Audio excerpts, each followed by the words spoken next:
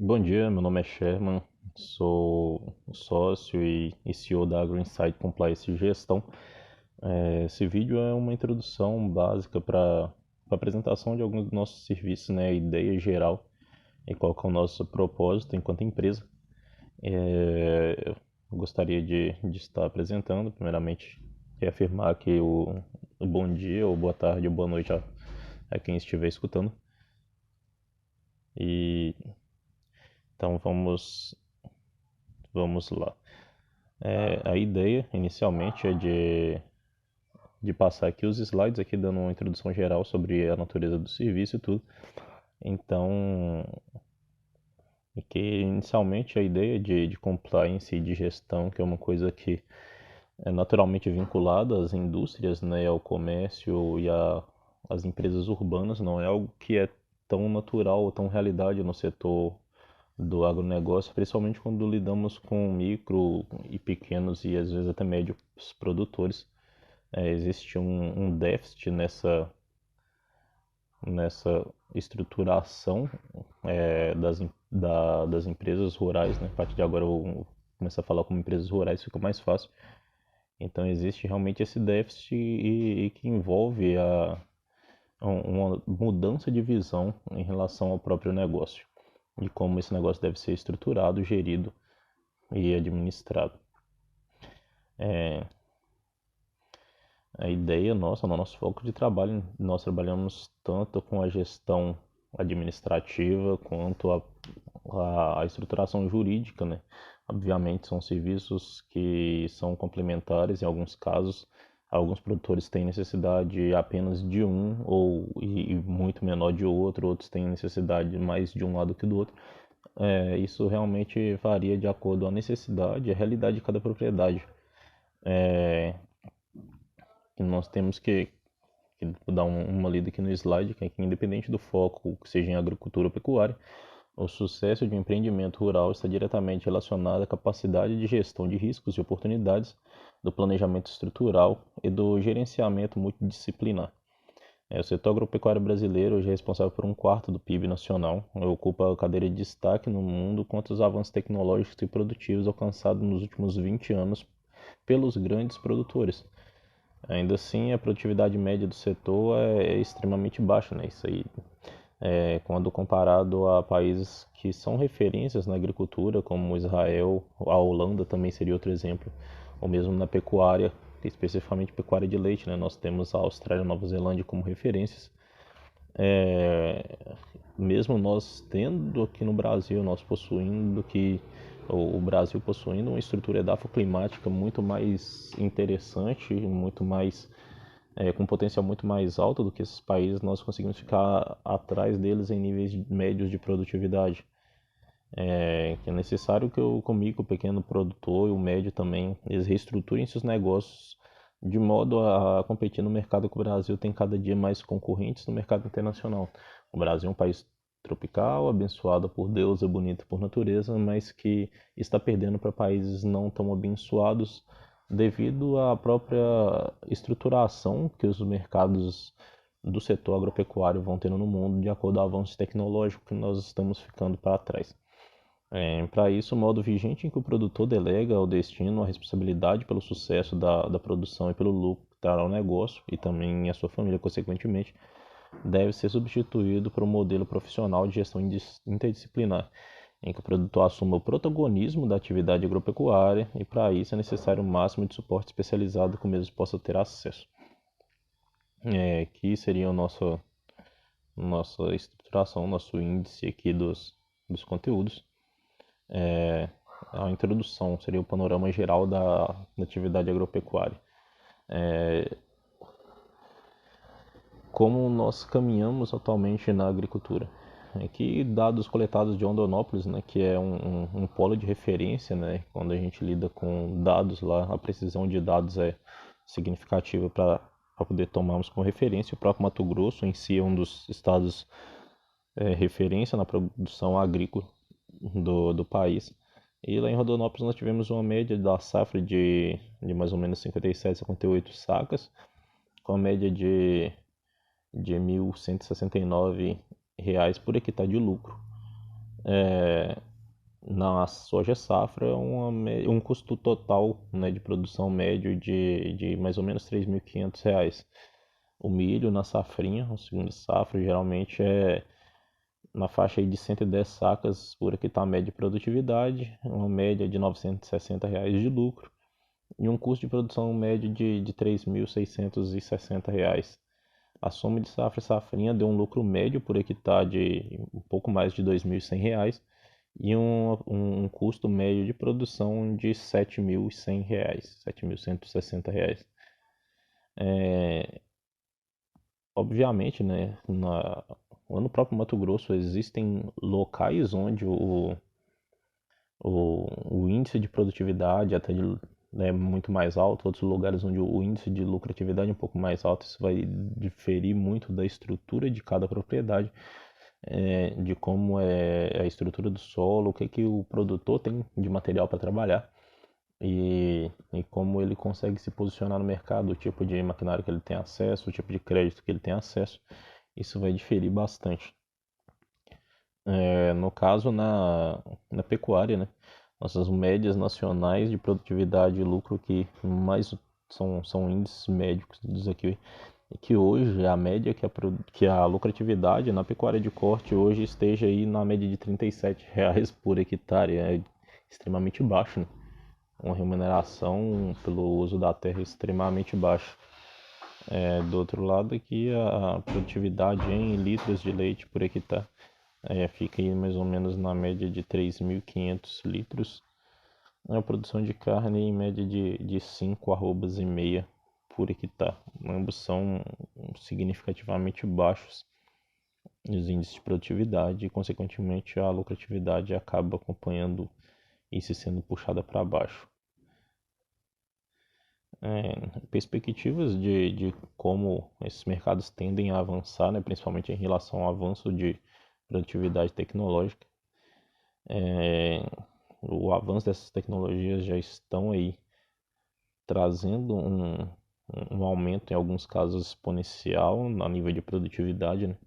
Um aumento de escala e diminuição de área agricultável com aumento de eficiência produtiva e também eficiência de colheita, né? Não basta só produzir, mas também colher. Grandes propriedades já caminham lado a lado com a agroindústria nacional e o setor de exportações, que tem acesso a inúmeras ferramentas de gestão, de maquinário de alta tecnologia, profissionais multidisciplinares, e principalmente a diferença que é uma visão empresarial da própria atividade agropecuária, o que mais impacta na forma como as grandes propriedades hoje que são lucrativas se diferenciam dos demais produtores. Então uma situação, um polo interessante a ser analisado.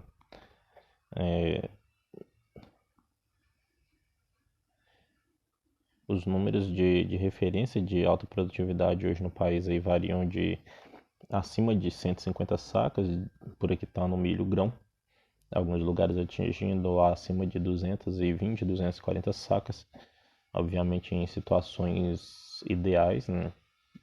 Sojas acima de 80 sacas, alguns lugares atingindo acima das 105 sacas, obviamente em condições ideais, com mais alto grau de tecnologia.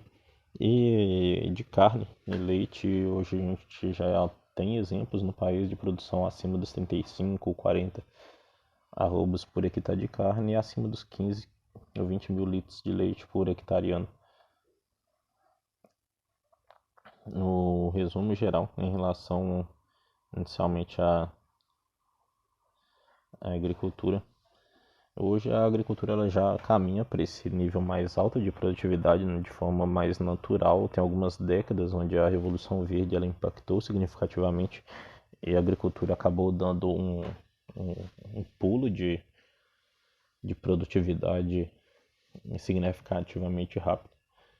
Entretanto, existe aí um gap, né, entre esses meios de produtividade, de produtividade alta não necessariamente eles refletem uma lucratividade alta, e principalmente o risco na atividade agrícola com pragas, variações climáticas, eles são realmente muito impactantes, eles trazem um risco maior ao negócio.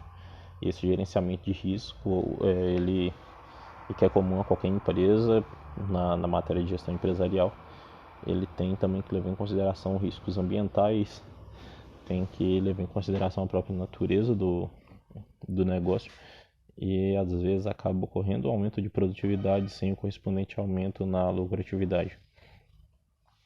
Do outro lado, na pecuária, a gente trabalha muito lentamente, né? Nós estamos avançando muito lentamente a nível de alta produtividade, mesmo já tendo tecnologia suficiente, como pastejo rotacionado e rotatino, sendo ideias já da década de 80, 90, a produção de volumoso em silagem já sendo estabelecida, a produção de conhecimento pela Embrapa, pelas universidades também já sendo já bem antiga. E é só que essas tecnologias são extremamente subutilizadas. Devemos somar isso ao fato de que não existe qualquer ferramenta e processo gerencial na ampla maioria das propriedades. E aqui a gente tem dados da Embrapa que a cada 11 minutos um pecuarista de leite acaba desistindo da atividade. É algo mais ou menos próximo aí de 5 pecuaristas desistindo por hora. No corte, o lucro médio nacional, que é de R$ 37 por hectare, é mais ou menos 1% do lucro médio nas fazendas de média produtividade na agricultura que tem lucro. Então nós temos um diferencial negativo muito baixo na pecuária, comparado com a agricultura, obviamente, e isso é um desafio comum que ambas têm, né? Que é o aumento da lucratividade, de conciliar uma necessidade que o mercado impõe de aumento de produtividade com aumento na lucratividade, enquanto na agricultura o aumento da produtividade em si já é bastante abordado, a lucratividade ela não está acompanhando tanto. No caso da pecuária existe tanto a necessidade do aumento da própria produtividade quanto a lucratividade, que hoje é extremamente baixa, e acaba favorecendo a troca da atividade por outros tipos de ocupação do solo, de utilização do solo, pela lucratividade ser baixa. O mercado atual de gestão ou a própria não gestão da atividade pecuária é o que impacta no risco desse modelo, né? Hoje nós temos vários nichos, várias realidades de riscos na atividade, mas nós evidenciamos aqui principalmente esses 6 riscos, que é onde a gente consegue ter um controle um pouco maior, né, e onde bate um pouco com o serviço que nós tentamos oferecer aos clientes. O primeiro é o risco em nível de produtividade. Os custos da produção eles incrementaram na média de 10% no eixo 2018 a 2019 para o eixo 2019 a 2020. Tanto em função da importação dos insumos, né, com o aumento do câmbio do dólar, quanto o próprio custo de mão de obra, com aumento de salário mínimo, a tributação e outros caracteres afins. O resultado que nós temos, que podemos extrair disso, é que manter a mesma produtividade acaba levando à inviabilidade econômica da atividade a médio prazo, em alguns casos a curto prazo, que foi o que aconteceu com a recria de bovinos, onde o ágio inviabilizou para muitos produtores a continuação na atividade de recria de bovinos de corte. Isso realmente é um problema muito grande, porque se você trabalha todo ano com a mesma média de vamos falar aqui de 90 sacas de milho por hectare, ou de 6 arrobas por hectare ano produzido, seus custos eles vão aumentar todo ano, e você fica dependente do mercado ele te favorecer a ponto de aumentar o valor que você recebe. Mas muitas vezes o que acontece é que o aumento natural no custo ele é maior do que o aumento no valor que é pago pelo produto em derivado da própria relação comercial do produto. Então, isso em muitos casos acaba inviabilizando a produção. Você manter o mesmo nível de produtividade acaba te sufocando, porque seus custos eles aumentam numa proporção anual que muitas vezes não é acompanhada pelo lucro. A lucratividade é o outro fator, que existe a competição entre as várias formas de exploração do solo, né? A gente hoje tem a produção de celulose, de biomassa energética, produção de biocombustíveis, os parcelamentos para exploração de turismo rural, para chacreamento, para loteamento urbano. Esse tipo de exploração eles vão induzindo a exploração agropecuária e acaba exigindo que a manutenção no agro ela necessite de um aumento na lucratividade de forma anual que permita que o agro se torne competitivo em termos de lucratividade, principalmente quando lidamos com pequenos, médios e microprodutores, que ele seja comparável a essas formas de utilização do solo, que não sejam necessariamente do setor do agronegócio. O risco nesse eixo, produtividade e lucratividade, o risco que existe nele é o próprio abandono da atividade. De você ficar obsoleto no mercado, você não conseguir se manter realmente, acaba quebrando. Nós temos aqui outros riscos acessórios, que são o risco agrário e ambiental, que hoje está bem presente, né, na mídia, que existe essa pressão internacional por legislações mais rígidas, o agravamento de multas e a restrição da própria produtividade. Nós sabemos que o agro brasileiro é extremamente criticado no mercado internacional.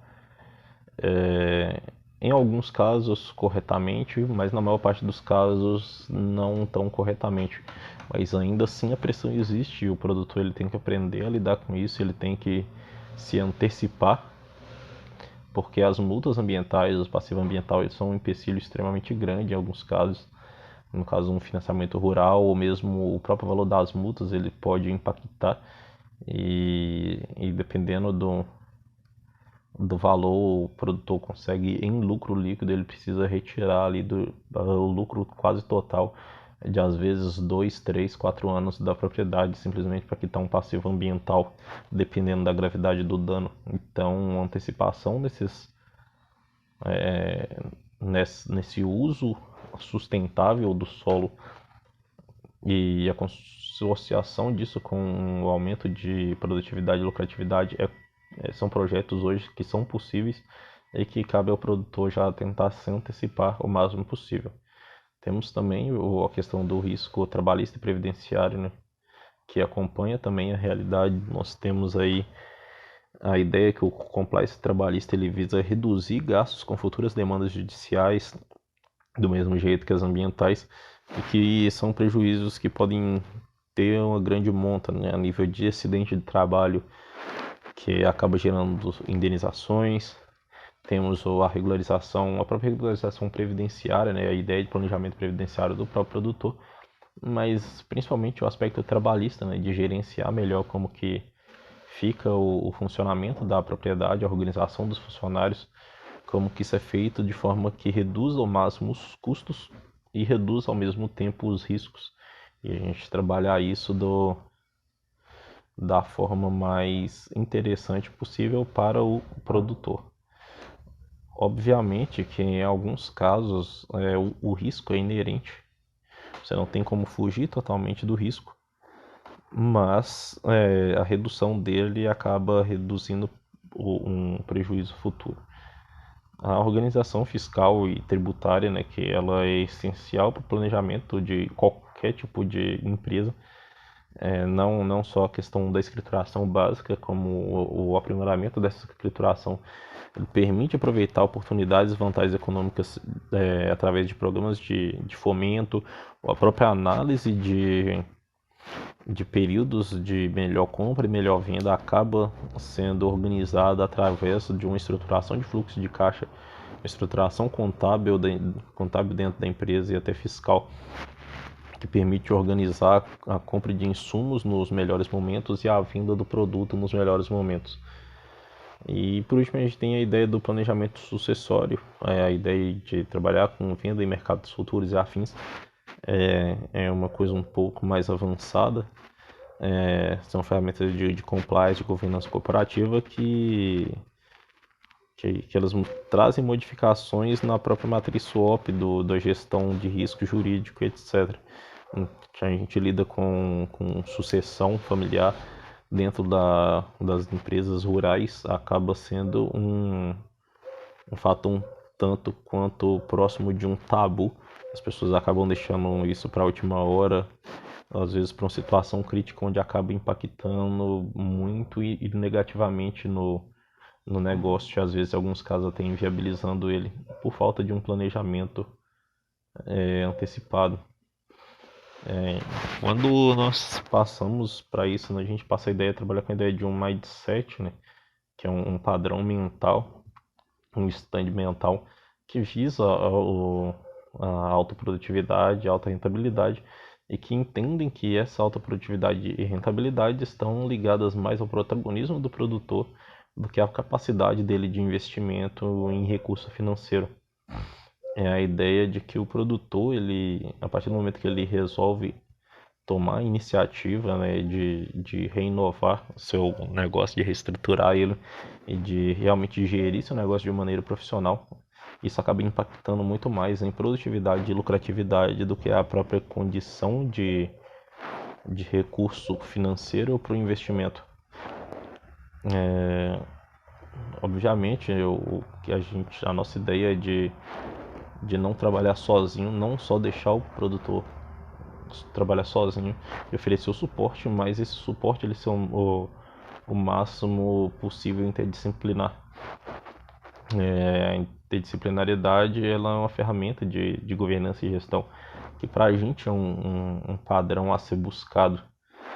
O produtor ele acaba focando ali, principalmente nas análises de organização da propriedade, muitos fatores, por questão obviamente de escassez de tempo, acaba passando por despercebido e fugindo do controle. E a ideia é de englobar todas as variáveis que podem incidir na lucratividade, na produtividade daquele negócio, ela é essencial para poder fazer o funcionamento dela girar como um todo. É uma apresentação que básica de como que a gente pode caminhar junto nessa direção, de como a gente pode guiar o produtor rural, ou o empresário rural, que é o termo que a gente prefere trabalhar, para a gente guiar ele ao protagonismo da própria vida financeira da propriedade. Como nós lidamos com isso? Parte de uma reestruturação de que inicialmente vem da mudança de mentalidade do produtor, dele entender e aprender a reconhecer quais são as demandas da sua propriedade, reconhecer as necessidades que sua propriedade tem, entender que aquilo é necessário para que ele se mantenha naquele negócio, para que ele consiga gerar lucratividade na sua propriedade, que a lucratividade ela é essencial para poder manter a coesão da família dentro da propriedade rural, para manter os custos, para manter sua renda, e que o mercado ele por estar cada vez mais exigente a nível de produtividade e a nível de concorrência internacional, não necessariamente ele pode contar com a ajuda de um aumento no preço do dólar, impactando o custo da arroba, porque hoje se nós tivéssemos, por exemplo, com um dólar estabilizado na faixa dos R$4, nosso preço de arroba ele estaria muito próximo aí dos R$200, né, ainda, mas os custos de produção estariam extremamente mais altos. E então é uma situação que um simples motivo de política cambial acabou impactando, mas acabou trazendo de outro lado também o aumento no custo dos insumos, né, que também são comprados em dólar. A maior parte dos insumos, né, agrícolas eles são compradas em dólar, adubação no setor da agricultura, principalmente. Né, o Brasil ele importa boa parte, né, mais da metade dos insumos, então acaba gerando um aumento no custo de produção, inclusive para a pecuária, ali foi de compra de ração, de soja, mesmo utilização de ureia, de algum tipo de adubação na própria atividade pecuária, no manejo das pastagens. Então, a ideia de como que a gente pode trabalhar junto na reestruturação da propriedade é a ideia de partir de uma análise que saia da base para cima, que ela inicie primeiramente com o alicerce da propriedade, que é como a cabeça do produtor funciona. Então, qualquer coisa, a gente está aí para poder tirar a dúvida. Gostaria de agradecer a atenção que foi dispensada e qualquer dúvida a gente deixa aí o contato. Então, um grande abraço aí.